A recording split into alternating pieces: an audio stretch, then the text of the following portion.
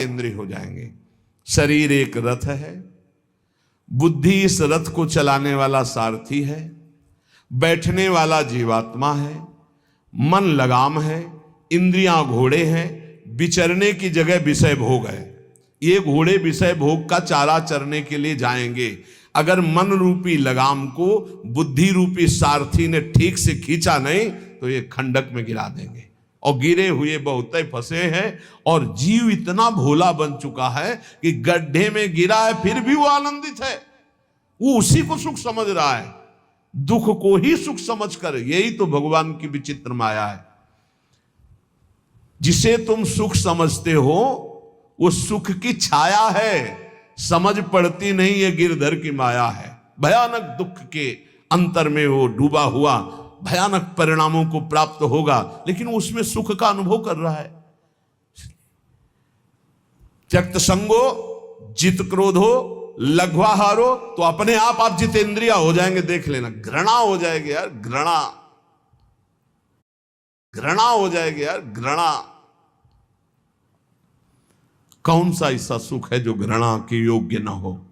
लौकिक बढ़िया से बढ़िया पदार्थ खाओ, तत्काल हम उसे वापस उलटते हैं, देखने लायक नहीं रह जाएगा। चिकनी चमड़ी केवल देखकर फंस रहे हैं, कुछ नहीं, पूरा जीवन बर्बाद हो जाता है।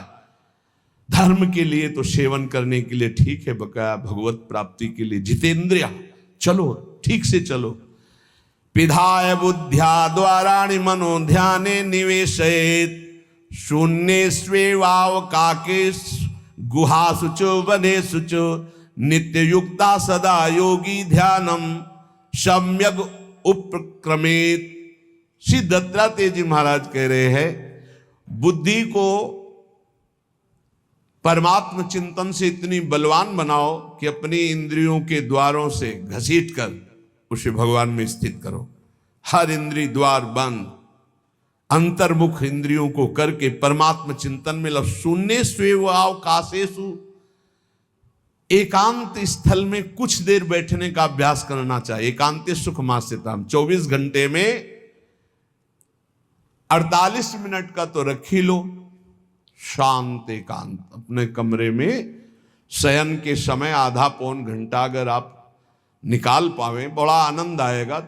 24 घंटे आप सेवा दिनचर्या में लगे, आधा घंटे निकाल लो या 48 मिनट शांत बैठ जाओ। बिल्कुल कोई माला नहीं, कोई क्रिया नहीं, बिल्कुल आप इस बात को देखना करके शांत बैठो। पहले बैठ जाओ। अब देखो आपका मन कहां है, तत्काल देखिए। जो ही शांत बैठे, अब है कहां?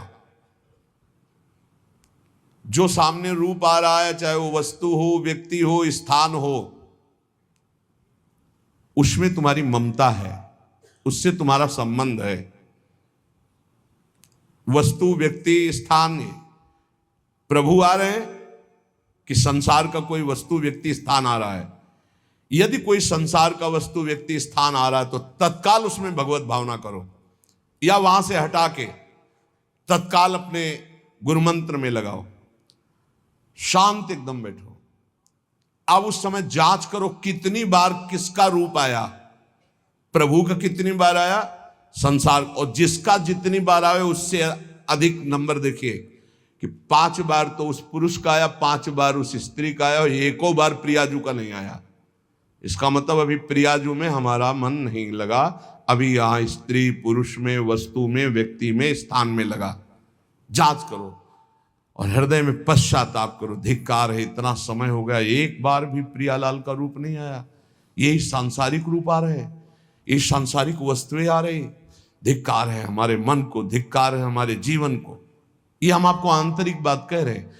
पूज्य भाई जी महाराज, जिस समय मन को धिक्कार दिया जाता है, जलन होती है, जब जलन होती है तो निर्मल होता है, निर्मल होता है, निष्पाप होता है, मल भस्म होता है। जो ताप अंदर मन में होता है प्रायश्चित का, उससे। अब बार बार सामने आपको जो गुरु मंत्र मिला है उसको लिखिए। कोई माला नहीं, बहुत आराम से, कोई जल्दीबाजी नहीं, 1 मिनट में एक बार लिखेंगे। यहां कोई संख्या हम नहीं बोल रहे, यहां कोई आपको नहीं कि 108 बार करना है कि 50 बार करना, 5 बार करो केवल। हम कह रहे 5 बार आराम से लिख रहे हैं। शांत बैठे खूब आराम से बढ़िया रा, बहुत बढ़िया धा, राधा राधा रात। आप देख लीजिए, अब ये भाग जहां रहा है, पकड़ो कहां भाग के जा रहा है। इस वस्तु से क्या संबंध है, इस व्यक्ति से क्या संबंध है, कितनी बार इसको छुआ है, देखा है, भोगा है, मिले हैं, सूंघा है, कितनी जन्मों में। धिक्कार तुझे मन, जो तू राधा नाम को छोड़कर, प्रियाजू के इस अमृत में नाम को छोड़कर भाग रहा है, फिर उसे लाओ नाम में, फिर लाओ नाम में। आप देखिएगा एक दिन उसी रा और धा के बीच में प्यारी जो और प्यारे जो मुस्कुराते दिखाई देंगे। देख लेना, एक समय 24 घंटे में ऐसा निकालो जिस समय आप अपनी अंतःकरण की वृत्ति को बार बार बाहर जाते हुए घसीट कर अंतर में लगाओ। हर समय साधन में लगे हो, लेकिन एक समय इतना साधन कर, जो गृहस्थी में हम कह रहे हैं 10 मिनट शुरू करो भाई, 10 मिनट से 10 मिनट शांत होकर बैठ जाओ। 10 मिनट बैठने में क्या परेशानी, उस समय जांच करो, जहां जहां मन जाए वहां से हटाकर नाम में लगाओ। बार बार सुंदर स्वर्णिम अक्षरों से नाम लिख रहे, रंग बिरंगे अक्षरों से, रा और रंग से, बड़ी आ की मात्रा और रंग से, धा और रंग से, बड़ी आ की मात्रा और रंग से, ऊपर के ऐसे खेलो, मन को खिलाओ, राधा नाम में खिलाओ, डुबाओ इसमें। आप देख लेना, हमारी बात को समझ लो। केवल ये वो बात कह रहे हैं जो आपको प्रियाजू के रूप के ध्यान में डुबो देगी। यही राधा नाम रूप प्रकाशित करेगा। तेरो रूप कहत नहीं आवे, श्री हरिवंश कछुक जस गावे, वो रूप ये प्रकाशित कर देगा। तो कहना शून्य स्वेवाव काशेषु, एकांत स्थान में जहां आपको विक्षेप न पड़े। ऐसी वृत्ति के समय अगर आपको कोई शोरगुल सुनाई दे रहा हो, आपका अभ्यास दृढ़ नहीं, तो एक रुई को ऐसे कपड़े में करके, महीन कपड़े में 2 बना लो, ऐसे लगा लो, कान में लगा लो, आवाजें नहीं जाएगी। अब ध्यान करो, देखो साधन की प्रणाली। और जब अपने साधन की बात होती है ना, तो आप हजारों अलग अलग आवाज करो तो हमें बस इतना समझ में आएगा कि चिड़िया चहचहा रहे हैं, आवाजें निकल रही, बस हमारे लक्ष्य में कोई अंतर नहीं पड़ने वाला। और अगर डूबना हो गया तो आवाज भी खत्म, श्रवणेंद्रिय होते हुए भी शोरगुल नहीं सुनाई देगा। पर प्रारंभिक दशा में ऐसा चाहिए। अगर आपको बार बार विक्षेप हो रहा हो, विक्षेप तो इतना कि घड़ी का टक टक भी बर्दाश्त नहीं होता, मन है ध्यान में बैठे ना, वो पहली बार एक खिड़की खुला है, खिड़की खुला है, खिड़की, अब उठो, पहले खिड़की बंद करके आओ। ये इसको बैठते ही देख लो कि कोई ऐसा प्रश्न तो नहीं कर रहा कि अमुक कोई बात हो, उसको निपटा दो पहले। हम सबसे पहला काम करते थे, अगर राधा वल्लभ जी के दर्शन करने जाने हो, हमें इत्र खरीदना, तो सबसे पहला काम हम इत्र खरीदेंगे। क्यों? ये दर्शन नहीं करने देंगे, इत्र खरीदना है। बार बार कहेगा इत्र हमें दर्शन में नहीं डूबने देगा, तो पहले हम वो काम सब कर लेते थे जो राधा वल्लभ जी के दर्शन के बाद कर रहे हैं। अब दर्शन में तो केवल दर्शन। ऐसे ही जब हम ये जो 20 मिनट, 30 मिनट, 40 मिनट समय की बात करें, इसमें जब आपको समय देना हो तो कृपया मन के लिए कोई काम मत छोड़ना, वो बिल्कुल फुर्सत वाला। इसलिए हम कह रहे हैं सोने जाने के समय कि अब हम शयन करने जा रहे हैं, उस समय आप समय दीजिए। और अगर ये पहले ही बार में कह दे कि अमुक अमुक अमुक, तो तुरंत सुधार दीजिए, नहीं पूरे ध्यान में वही चलाएगा। वो बहुत बहुत ही विघ्नकारी रहता है जब तक निर्मल नहीं हो जाता। और जिस समय नाम पकड़ने लगता है, ऐसा आनंद आता है कि केवल रोने का मन करता है। आप इसको करिएगा जरूर, एकांत स्थल पे करिएगा। और जब ये करने विघ्न करे तो कान में श्रवण होता रहता है शोरगुल। तो ये हमने किया है प्रारंभ में, रुई में ऐसे, और एक महीन कपड़ा का बना के ऊपर कपड़ा से इसे और ऐसे खूब ठास के भर ले, अब आवाज ले जाएगी।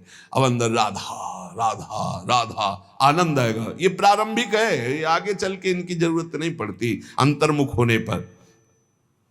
तो एकांत स्थल में जब इस तरह से साधना की जाती है तो उपासक का चित्त भगवदाकार होने लगता है। कह रहे हैं वही सच्चा सन्यासी है। वाग्दंड कर्मदंडश्च मनोदंडश्च ते त्रयः यस्यैते नियता दंडा सत्यदंडी महायति। श्री दत्तात्रेय जी महाराज कह रहे हैं वाग्दंड, जिसने वाणी को वाग्दंड मौन में स्थित कर दिया। वाग्दंड यही प्रपंच की वार्ता नहीं बोलनी, भगवद वार्ता केवल बोलनी। वाणी को दंडित करो। ये बहुत चटर चटर प्रपंच की बातें करती, नाम जपने में इसको थकान लगती है, प्रपंच की बातें करने में नहीं। इसलिए इसको मौन के द्वारा वाणी को शासन में रखो, या तो भगवत चर्चा या मौन। दूसरा कर्मदंड, जो सन्यासी होता है वो निष्कर्म अवस्था की तरफ बढ़ता है। प्रापंचिक कर्मों को करते हुए भगवान नाम स्मरण करके यदि कर्म समर्पण कर दिया जाए तो वही गति प्राप्त होती है। ये तो सर्वाणि कर्माणि मयि सन्न्यस्य मत्पराः, प्रापंचिक कर्म है, व्यापार, नौकरी आदि नाना प्रकार के। लेकिन इन कर्मों को भगवत स्मरण करते हुए किया जाए, भगवत समर्पित कर दिया तो वही गति प्राप्त होती है जो निष्कर्म अवस्था को प्राप्त सन्यासी की होती है। 3 दंड होते हैं, वागदंड और एक होता कर्मदंड, शरीर को निश्चेष्ट रखना, निष्क्रिय रखना, और मनोदंड, मन को निसंकल्पित रखना, कोई संकल्प न बनना। इसे संन्यास भाव को प्राप्त महापुरुष की अवधूत स्थिति तक पहुंचने का यह रास्ता है। वागदंड, कर्मदंड, मनोदंड, वाणी को मौन के द्वारा, शरीर को निश्चेष्टता के द्वारा निष्कर्म स्थिति के लिए, और मन को निसंकल्पता के द्वारा, कोई संकल्प न बनावे, ऐसा का ऐसा, ऐसा नहीं, जैसा प्रभु जब चाहे जैसा, हमारा कोई संकल्प विकल्प नहीं। वाणी से भगवत चर्चा, शरीर से भागवतिक कर्म, नहीं तो सांसारिक विरत बहुकर्मा, निरत निरंतर सज्जन धर्मा। एक परम धर्म की बात का वर्णन कर रहे हैं। गृहस्थ धर्म में जैसे है, या जिनके पास बहुत अर्थव्यवस्था है, उनको चाहिए कि गौ सेवा से बहुत जल्दी शरीर पवित्र होता है, हृदय भी पवित्र होता है, और गोविंद भी प्रसन्न होते हैं। यदि गावः प्रदक्षिणेर कार्या वंदनीया ही नित्यशः मंगलायतनम दिव्याः श्रेष्ठास्त्वेता स्वयंभुवा। यदि गाय घर में पाली जाए या गौशाला खोली जाए और गौओं की सेवा की जाए, जिनके पास अर्थ है, भाव है, भगवान स्वयं श्री कृष्णचंद्र जी ने गौ सेवा स्वीकार की, गौवें चराई। गौओं की परिक्रमा करने से, जैसे आप प्रभु के बिहारी जी के मंदिर की 4 परिक्रमा करें तो जो फल आपको मिलेगा, वही गाय की 4 परिक्रमा कर लें तो आपको प्राप्त हो जाएगा।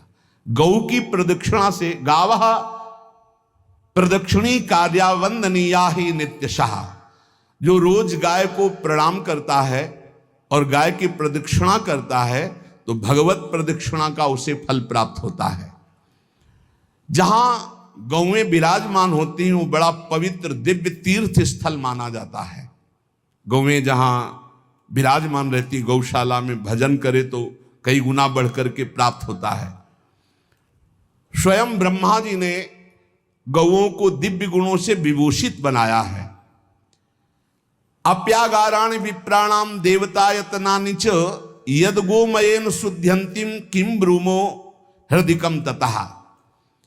गाय के गोबर से जहां लेपा जाता है, वहां जिस देवता का आवाहन करोगे वही देवता आकर विराजमान हो जाएगा। अपवित्र भूमि में भी यदि गाय के गोबर का लेप